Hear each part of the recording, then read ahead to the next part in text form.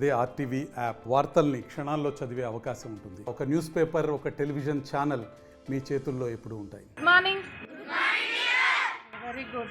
అయితే ఫారెస్ట్ మనకు అన్నిటికీ మూలం ఏంటిది? ఆక్సిజన్కి ముఖ్య కారణము చెట్లు లేకపోతే మనకు వర్షాలు కానీ తర్వాత ఎండలు ఎక్కువైతాయి, వర్షాలు తగ్గుతాయి.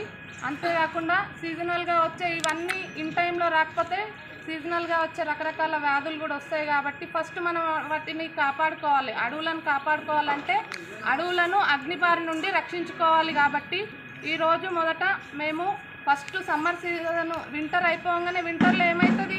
ఆకులన్నీ రాలిపోయి నెక్స్ట్ ఎండడం స్టార్ట్ అవుతాయి.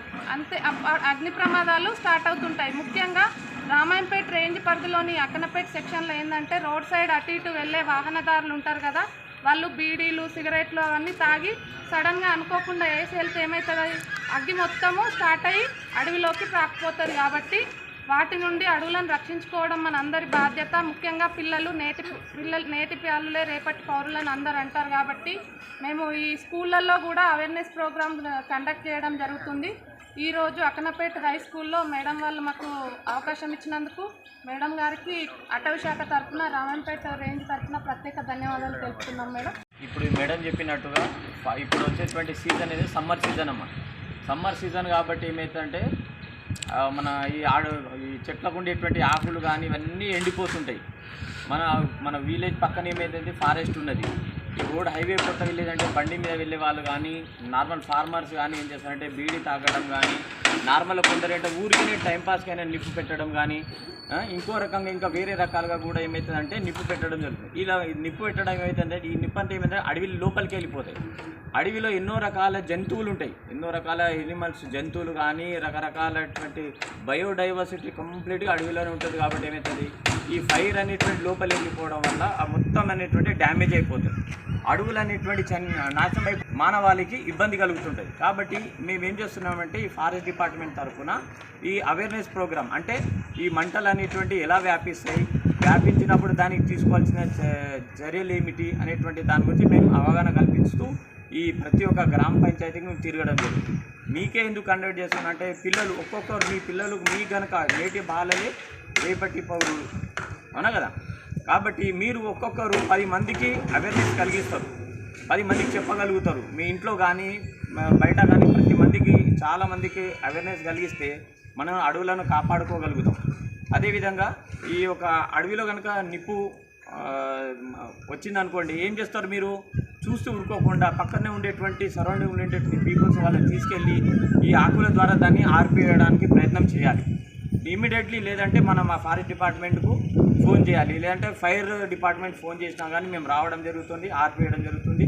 కాబట్టి మీ యొక్క సహాయ సహకారాలు అంటే మీ స్టూడెంట్స్ కాకుండా ప్రజల యొక్క సహాయ సహకారాలతోటి మేము ఈ వచ్చే సమ్మర్ సీజన్ మొత్తంగా దాదాపుగా 3-4 నెలల పాటు మేము శ్రమిస్తేనే ఈ అడవులను మనం కాపాడుకోగలుగుతాం. కాబట్టి ఈ యొక్క అవేర్నెస్ ప్రోగ్రామ్ మేము కండక్ట్ చేయడం జరుగుతుంది. కాబట్టి మీరు కూడా ఈ మన స్కూల్ పిల్లల తరఫున కానీ మన టీచర్స్ తరఫున కానీ మా యొక్క డిపార్ట్మెంట్కు మీరు హెల్ప్ చేస్తారని నేను కోరుకుంటున్నాను. Thank you.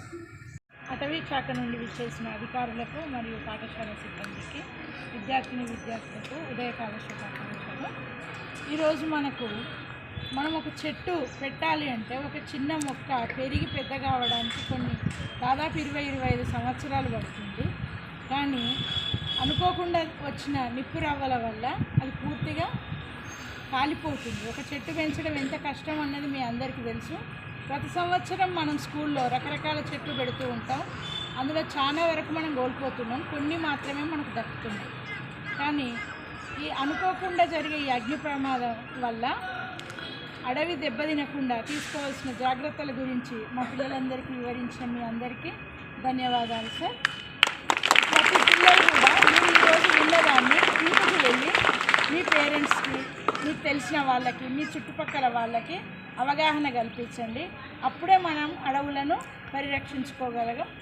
అదే రకంగా అటవిక జంతువులను కూడా మనం కాపాడుకోగలం. ఇందాక సార్ అన్నట్టు జీవ వైవిధ్యం అన్నది అడవుల్లోనే ఉంటుంది. ప్రతి జీవి అడవుల్లోనే స్వేచ్ఛగా జీవిస్తుంది.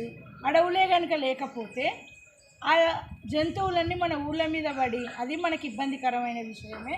అందుకని అడవులను కాపాడుకోవడానికి మా వంతు మేము కృషి చేస్తామని. మరిన్ని వీడియోస్ కోసం ఛానల్ ని సబ్స్క్రైబ్ చేయండి. లేటెస్ట్ అప్డేట్స్ కోసం వాట్సాప్ ఛానల్ ని ఫాలో అవ్వండి. ఆ లింక్ డిస్క్రిప్షన్ లో ఉంది.